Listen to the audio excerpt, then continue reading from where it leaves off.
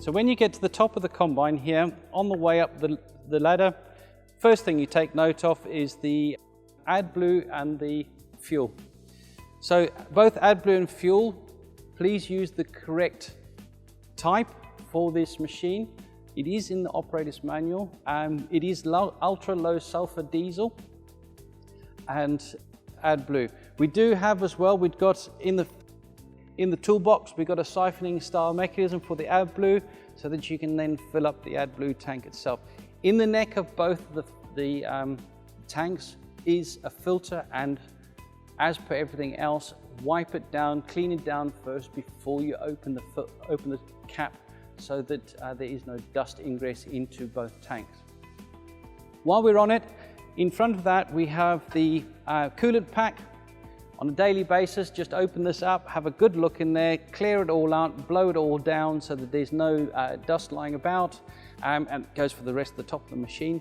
So make sure that's all nice and clean and everything's okay inside, no leaks, etc. Once you've done that, good idea, keep it closed, close it all up. Then come here to the two air filters themselves.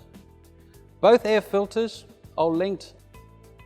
If the light comes on in the cab, then this is when you need to then come out and replace these. If you do use any air to blow these out, please be very careful with any air. It's not recommended to use air at all on these filters. Do replace them as and when required, so only when the light comes on in the cab. There, as I say, there are two.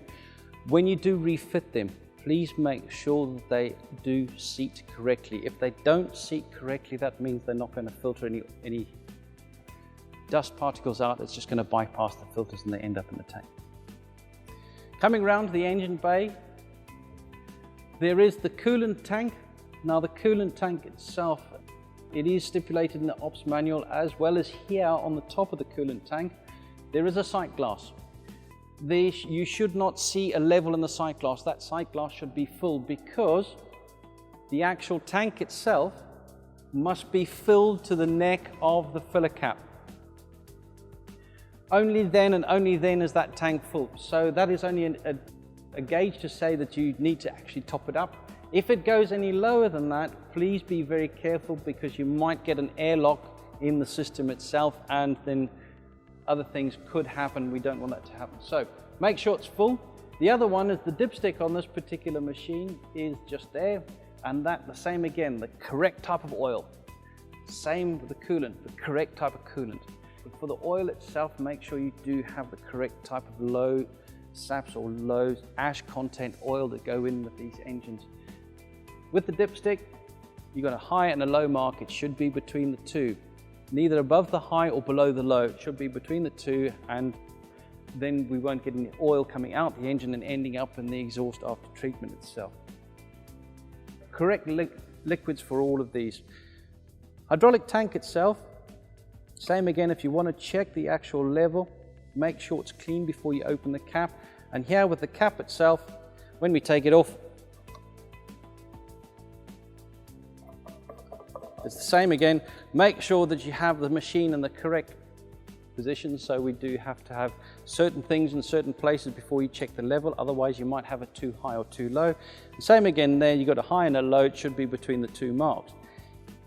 If you can see the oil on the dipstick, you can top it up through the top. Make sure you use clean hydraulic oil for this. Don't use it out of an old can that's got a little bit of grit or something like that in it. It needs to be clean with clean, please. Okay, so that's that one there. When you fit it back down, just screw them back down. But make sure you always make sure that this area is cleaned off, and then you've got no problems with that. Behind it, we've got the exhaust after treatment system. A good idea on a daily basis is just clean off any lying dirt around it, and after the whole engine, just make sure any dirt that's lying around here, just get rid of it, blow it down to make sure it's all nice and clean.